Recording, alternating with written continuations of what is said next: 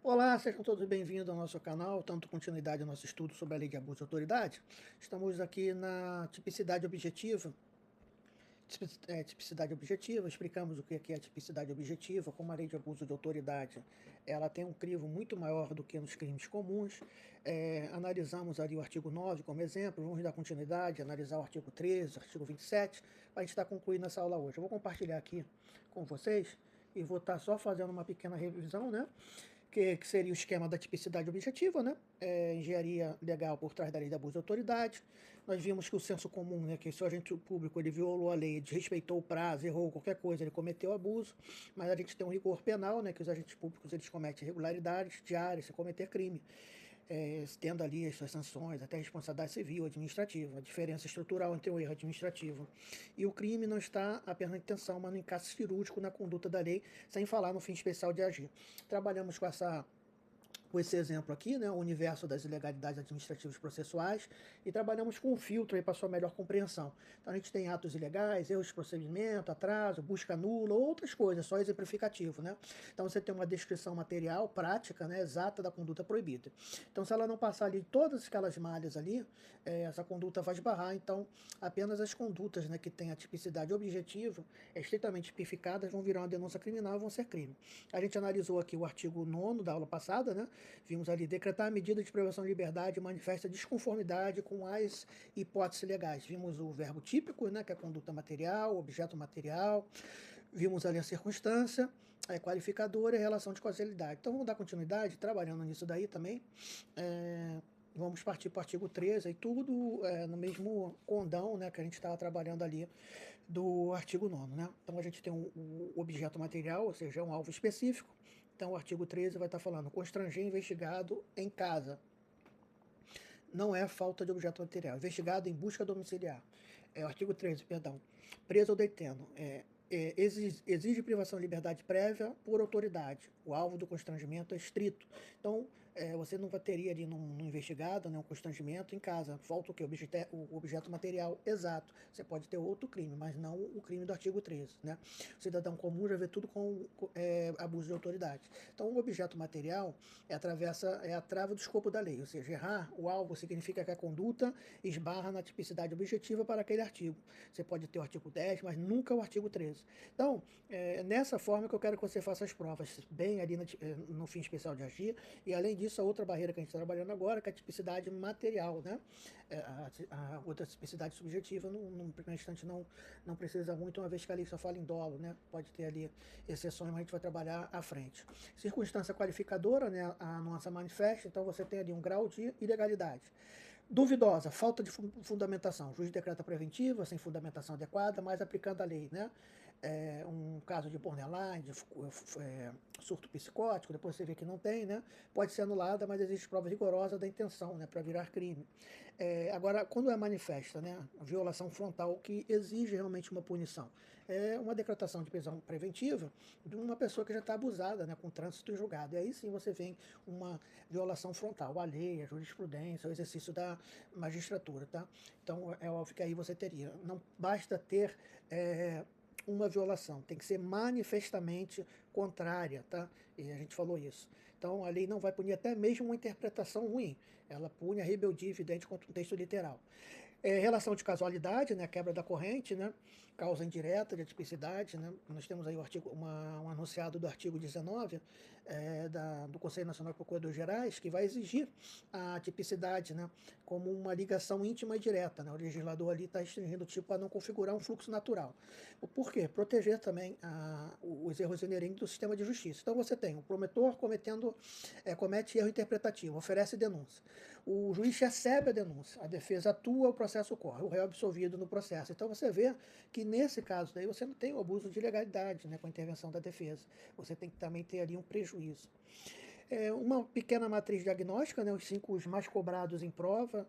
Eu trabalhei aqui com bancas bem diferentes, Sebrasp, FGV e FUVEST, né? FUVEST muito letra da lei, Sebrasp certo e errado, FGV louca, né? Então vamos lá. Como seria aí essa o fim especial de agir, né, que a tipicidade também ali, alguns chamam de subjetivo, mas eu não gosto, é um fim especial de agir mesmo, e a ausência de qualquer elemento dessa tabela, a ação também vai fulminar, né? Então, no artigo 9º o bem jurídico tutelado é liberdade, nós trabalhamos na outra aula também sobre a pluriofensividade dessa lei, ou seja, o verbo é decretar, objeto material, medida privativa, trava de segurança em manifesta desconformidade, não pode ser qualquer uma. O artigo 13, constranger objeto material preso ou detento, mediante violência ou grave ameaça. Qualquer tipo de falta aqui, você tem a quebra. O artigo 27, que seria requisitar, instaurar procedimento, a falta de qualquer indício. Então, se há um indício mínimo, se há, e lembre-se daquilo que a gente falou, uma sindicância ou uma VPL, uma verificação, também não há aqui no artigo 27. Artigo 37, a demora do processo em vista, não pode ser uma demora processual em si, ou seja, quando até teve aquela discussão, Joaquim Barbosa e o... Quem era o vice-presidente da STF, rapaz, fugiu a cabeça, Lewandowski, né? Quando ele fala, você vai pegar o processo para fazer gincana, então ali acontece ainda muito isso, né? Então, ou seja, tem que ter uma demora, o processo tem que estar em vista, então olha a diferença, e demasiadamente e injustificado. Então a gente tem ali um prazo legal, conselho de administratura, se eu não me engano é 30 dias ou 45, até, desculpa, não está trazendo, e qualquer que passar disso daí seria injustificado, né? Artigo 29 vai estar falando sobre o núcleo do tipo prestar informação e ela é falsa, ou seja, ela não pode ser imprecisa, ela tem que ser falsa mesmo. Aqui eu trabalhei para vocês aqui o teste de estresse do artigo 24, 27, né, quando a investigação é genérica, mas é muito interessante porque aqui a gente vai ver algumas coisas, ou seja, o delegado recebe denúncia anônima de tráfico no bairro, né, X, e instaura inquérito contra criminoso desconhecido. Olha como que é interessante esse exemplo, né? Houve procedimento instaurado? Sim, inquérito. Houve contra alguém específico? Não. Ou seja, a gente já tem aí já uma excludente, né, de tipicidade material. Porque o sujeito passivo, ele é genérico. Se apareceu alguém, foi no curso da investigação. Faltou qualquer indício? Não. A denúncia anônima, logo, há indício mínimo, mesmo que fraco. Ou seja, que a gente sempre conversa até com pessoas, né? Às vezes você vê uma sentença, está ali, poxa, mas eu não concordo. Você não concordou. Você pode não ter concordado com a fundamentação, mas ela existiu. E às vezes a gente tem dificuldade de ver isso ali. Pode ser algo ultrapassado, pode ser algo que você não concorde, mas ela existiu. Então tem que ter todo esse atento aqui. Vamos prosseguir a ausência de tipicidade objetiva, né? Porque você tem que ter um alvo determinado e o vazio absoluta de provas materiais. O STF também tem um termômetro ali, onde termina a interpretação e começa o abuso.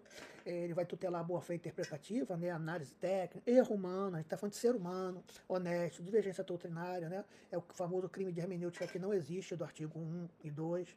A gente tem uma fundamentação frágil, pode ser uma decisão anulável em tribunal superior, mas ainda assim você tem uma argumentação jurídica. Agora, quando você tem uma decisão teratológica, ou seja, manifestamente ilegal, ignora texto, ignora súmulas vinculantes, aí sim você teria essa questão, ou seja, barreira de exclusão, né, quando a tipicidade é afastada, as excludenticitudes também estão aqui, e elas são conhecidíssimas, é óbvio que por estar nessa aula você tem que saber disso, que é o estrito cumprimento dever legal, né, legítima defesa, tem exemplos aqui, mas de uma maneira eu não vou parar, né. Diagnóstico prático, Sebrasp, né, teve um caso que o juiz julga caso de prisão preventiva, constata ausência de fundamentos legais, fumo por iúria e perigo em mora, assim, ainda assim ele decreta a prisão com a fundamentação frágil. O STJ revoga a prisão por manifesta ilegalidade, né. Então vamos lá, tem o decretar, sim, o ato foi emitido, sinal objetivo, medida protetiva, circunstância, manifesta conformidade e tipicidade material subjetivo. Então, a Sebrasp reconheceu que há crime. Muitas pessoas errariam, porque no STJ, né, ali teria ali a questão de uma má fundamentação. Só que você tem que entender que muitos juízes promotores ali vai cobrar literalmente o que ali está falando. Então, para prova, a gente sabe que no mundo jurídico mais acontece, para todos os juízes aí respondendo por abuso de autoridade. Os melhores magistrados um dia decretaram suas prisões preventivas sem nenhum indício, sem uma lealdade argumentativa, né, para o caso específico, só reproduzindo fala. E aqui um esquema final, né, um resumo executivo. Regra 1, ilegalidade administrativa não presume abuso. A conduta deve encaixar perfeitamente no tipo penal, conflito objetivo. Regra 2, cada tipo exige uma autonomia exata, verbo típico, mais objeto material específico, mais uma circunstância restritiva. Então, expliquei exaustivamente. Regra 3, o STJ protege a convicção jurídica, a divergência interpretativa só vai ter virar crime se cruzar uma linha teratológica na ilegalidade extremamente manifesta. E a regra 4, que são as excludentes de licitude, né? Que a época pode ser ter tido todas as aparências, e ainda que apareça algo posterior, né, o juiz é simplesmente um ser humano. Você vai ter anulação ali, mas não teria um crime. Então, querido aluno, espero que você tenha gostado. A gente na próxima aula vai estar passando aí, tá? Queria muito pedir que você se inscrevesse no canal, se pudesse compartilhar aí em links de estudo, no processo educacional. É um canal, pelo menos que eu tenho visto, um dos poucos canais de legislação penal especial extravagante, tá bom? Um beijo no coração de todos.